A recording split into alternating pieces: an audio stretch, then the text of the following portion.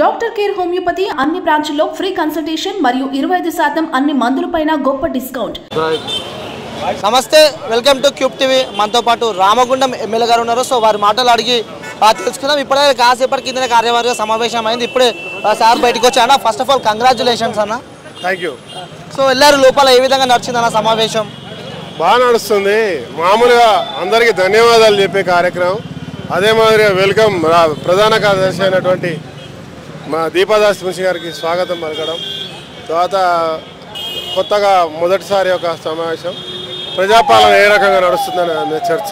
So అంటే చూసుకున్నట్టయితే మన రామగుండం ఎలక్షన్లో కూడా మీరే గెలవడం జరిగింది. సో దీన్ని ఏ విధంగా చూసుకోవచ్చు అంటారు? సింగరేణి ఎలక్షన్లో కూడా మేమే గెలిచాం కదా, ఏ విధంగా చూసుకోవచ్చు అంటారు? ప్రజా తీర్పు. రైట్. ఇంకోటి అన్న, ఇక్కడ రైట్ ఇక్కడ చూసుకున్నట్టయితే ఇక్కడ బీఆర్ఎస్ పార్టీ కాంగ్రెస్ పార్టీ ఒకటే, కానీ ఇచ్చే హామీలన్నీ 420 పార్టీలు అని చెప్పి కూడా అంటున్నాయి. మరి ఇంకోటి కిషన్ రెడ్డి గారు కూడా అంటున్నారు. సో కాళేశ్వరం గురించి చూసుకున్నట్టయితే రేవంత్ రెడ్డి కేసీఆర్ ఇద్దరు ఒకటే, అందుకే కుంభకోణం బయటపడతలేదు ఇంకా అని చెప్పి అంటున్నారు. దానిపై మీ స్పందన ఏ విధంగా ఉంది? కుంభకోణం బయటపడతలేదు. ఆయన ఏం చేస్తున్నాడు? ఆయన చేతిలో ఈడీ ఉంది, సిఐడి ఉంది, ఇంకేది ఉంది, బీడీ ఉంది, అన్నీ ఉన్నాయి. మరి ఆయన ఏం చేయొచ్చు కదా ఎంక్వైరీ. ఆయన ఎంక్వైరీ ఏం చేయొచ్చు కదా. 30 రోజుల పరిపాలన, 23 రోజుల పరిపాలన. ఇంతలోపటికే మా వాళ్ళు ఒక జెట్ స్పీడ్ తోటి పోతున్నారు, మొత్తం సర్వేలు చేస్తున్నారు. మా ఉత్తమ్ కుమార్ రెడ్డి గారు, మా మంత్రివర్యులు స్వయంగా ఆడికి వేరు పర్యవేక్షించారు. అధికారులు దాన్ని సమగ్ర దర్యాప్తు చేస్తున్నారు. అవన్నీ చేసి మేము ఇచ్చే రిపోర్ట్ మేము ఇస్తాం. కేసులు పెట్టేది, అరెస్టులు చేసేది మీరు కదా. కవితను ఎందుకు అరెస్ట్ చేయలేదు అది అడగండి. కిషన్ రెడ్డి గారిని కవితను ఎందుకు అరెస్ట్ చేయలేదో ఆమెను అడగండి. అంటే ఇప్పుడు మీ పార్టీ కూడా అధికారం ఎలక్షన్ కేసులో, లిక్కర్ కేసులో, కుంభకోణంలో ఎందుకు అరెస్ట్ చేయలేదో అక్కడ అడగండి. అంటే ఇప్పుడు మీ పార్టీ అధికారంలో ఉంది, కవితపై చర్యలు తీసుకునే అవకాశం ఏమైనా ఉంటుందంటారా? మేము చేయడానికి లేదు కదా, అది కేంద్ర ప్రభుత్వం చేయాలి. మేము చేసే ఏదైనా అవకాశం ఉంటే ఇక్కడ న్యాయం దొరికింటే తప్పకుండా అందరు ఎవరు వదిలిపెట్టారు. గతంలో కూడా సిఐడిని ఇక్కడికి రావద్దని చెప్పి కూడా బీఆర్ఎస్ పార్టీ అనుమతి లేకుండా చేసింది. సో దాని విధంగా మళ్ళీ తీసుకొచ్చే అవకాశాలు ఏమైనా ఉంటాయా సిఐడికి సంబంధించి?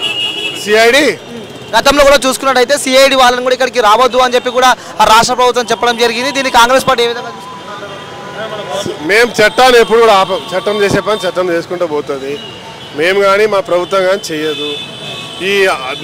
ఈ కుమ్మక్కులు, కుట్రలు, కుతంత్రాలు అంతా కూడా ఏబీ టీం వాళ్ళే. బీజేపీ, టీఆర్ఎస్, అంటే కాంగ్రెస్, బీజేపీ. ఇప్పుడు ఆయన టీఆర్ఎస్ అనేది బీతో కలుస్తలేదు కాబట్టి బీఆర్ఎస్ అని పెట్టుకున్నాడు. ఆయన భారతీయ జనతా పార్టీ, ఆయన భారతీయ రాష్ట్ర సమితి. బీఆర్ఎస్, బీజేపీ ఆ రెండు బీలు ఏబీ టీంగా ఇక్కడ ఉన్నారు. వాళ్ళు చెప్పాలి. వాళ్ళిద్దరు కలిసి ఏమైనా కూడా ఇలా ప్రజలు ఇలా ఆశీర్వదించి ప్రభుత్వంలోకి వచ్చిన రేవంత్ రెడ్డి మీదనో ఇంకెవరో మాట్లాడుతూ ఉంటే దానికి అర్థం పర్థం లేదు కదా. అంటే ఇంకోటి 3 నెలలే కాంగ్రెస్ పార్టీ ఉంటుంది అంటారు. మరి వాళ్ళు చూద్దాం. నెల రోజులు అయిపోయింది కదా, ఇంకా 2 నెలలే కదా. తర్వాత మళ్ళీ ఇక్కడనే మాట్లాడదాం. కాంగ్రెస్ పార్టీ ఇచ్చే పథకాలు అని 420 పథకాలే అంటున్నారు. మరి మొన్న వాళ్ళు ఇచ్చినా దేవతలు పైకి వచ్చినాయా?